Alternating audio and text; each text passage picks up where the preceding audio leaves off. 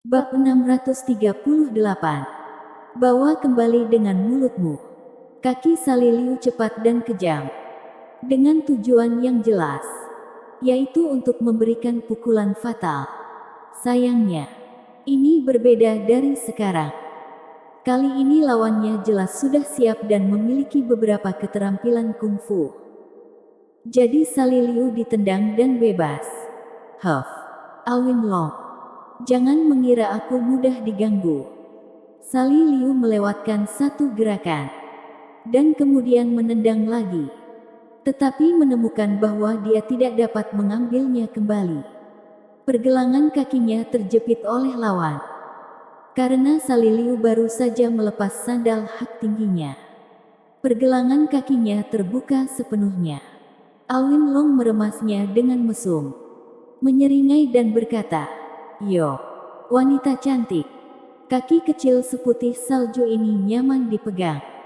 Aku bisa bermain selama setahun." "Hehe, kamu mencari mati." Wajah Saliliu menjadi pucat. Dan kemudian niat membunuh yang dingin muncul di matanya. Dan dia menghancurkan dua sandal hak tinggi di tangannya. Pada saat yang sama, dia menyentuh bagian belakang pinggang dengan tangannya. Bermaksud untuk menyentuh tusukan pendek yang dia gunakan untuk pertahanan diri.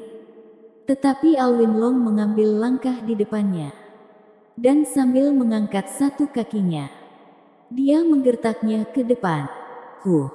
Pose ini sepertinya familiar. Tidak peduli. Alwin Long dengan cepat mendekati tubuh lembut dan halus Saliliu. Dan aroma tubuh yang menawan dan bergerak langsung masuk ke hidungnya. Sementara tangan lainnya dengan cekatan melingkari pinggang Saliliu. Dan menekan tangannya yang halus. Secara alami, duri pendek tidak bisa dicabut. Saliliu sangat marah. Dan energi sejati di telapak tangannya melayang. Mencoba menyerang Alwin Long. Tetapi ternyata tidak ada efeknya. Masih tidak bisa menariknya keluar. Tekan dengan kencang. Saliliu langsung panik. Wajahnya sedikit memucat. Dia berkata dengan marah, "Alwin Long, kamu jangan bertindak bodoh. Semua orang berasal dari negara Long. Oh, kenapa aku main-main? Karena kita semua berasal dari negara Long, maka kita harus lebih saling mencintai. Bukan?" Alwin Long tertawa ringan. Dan tiba-tiba menempelkan bibirnya ke leher Saliliu. Tentu saja, ini hanya gerakan yang menakutkan. Dan dia tidak berniat untuk benar-benar mencium.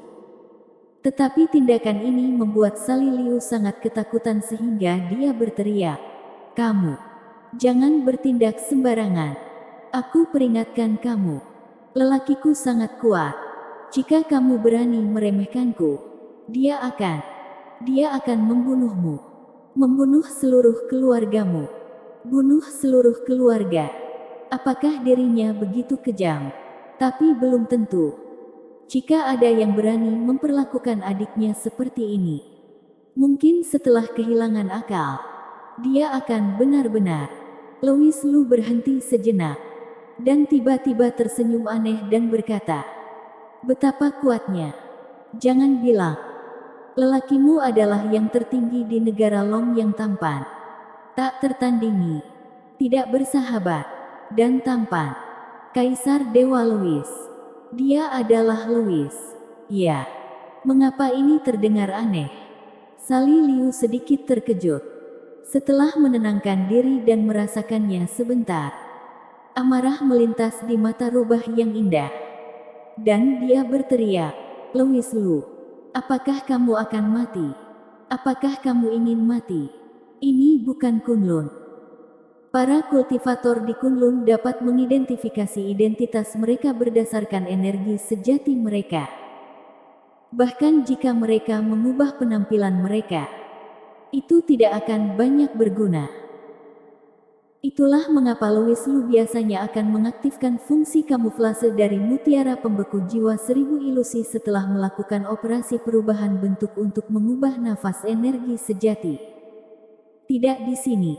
Tidak ada praktisi di sini. Dan bahkan jika ada, mereka belum pernah berhubungan dengan Louis Lu sebelumnya. Jadi tidak mungkin untuk mengidentifikasi identitasnya melalui nafas energi sejatinya.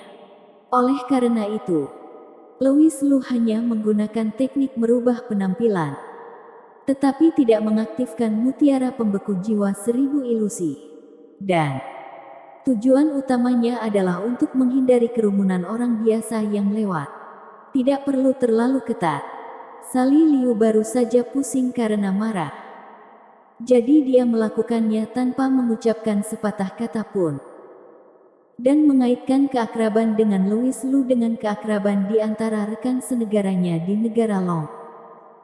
Jika dia sudah tenang dan merasakannya sejak awal, dia akan menemukan bahwa bajingan, Alwin Long, ini adalah adik laki-lakinya. Louis Lu. Sali Liu genit berkata, Louis Lu, bajingan, biarkan aku pergi.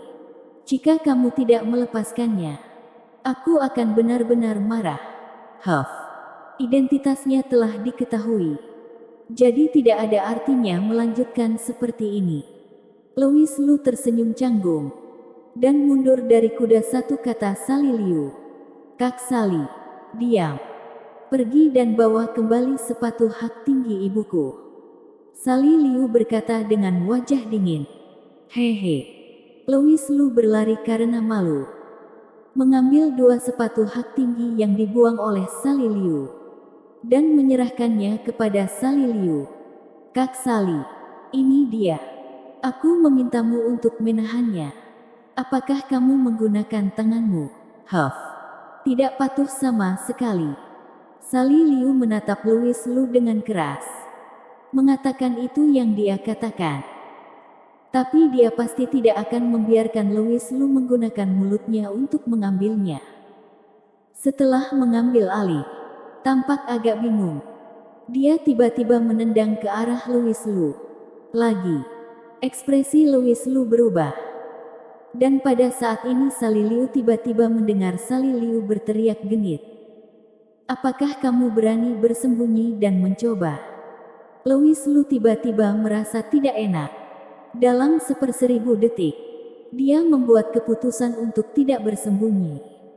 Tetapi agar tidak membunuh keturunannya, dia memusatkan semua energi di tubuhnya ke dalam pelindung tubuh untuk melindungi organ vitalnya.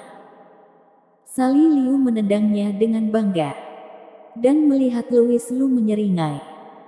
Dia tidak bisa menahan diri untuk tidak memutar matanya dan berkata, "Oke. Jangan berpura-pura. Aku tidak menggunakan kekuatan sama sekali. Bahkan jika aku melakukannya, kamu tidak akan melakukan itu. Hei, apa kamu tidak marah lagi? Bagaimana menurutmu? Dengan begitu banyak orang menonton, apakah kamu tahu betapa memalukannya aku barusan? Louis Lu, kamu brengsek. Bukankah aku membiarkanmu menendang kembali? Mungkinkah sama? Wajahku sudah hilang, dan menendangmu tidak ada gunanya. Huff. Aku telah memutuskan untuk mengabaikanmu. Dan kamu tidak boleh berbicara denganku sebentar. Jika ia tidak mengatakannya, jangan katakan itu. Louis Lu menunggu sebentar dengan tulang punggung yang bagus. Setelah 1 menit berlalu, dia tidak sabar untuk bertanya. Kak Sali, mengapa kamu datang ke negara Jepang? Bersambung.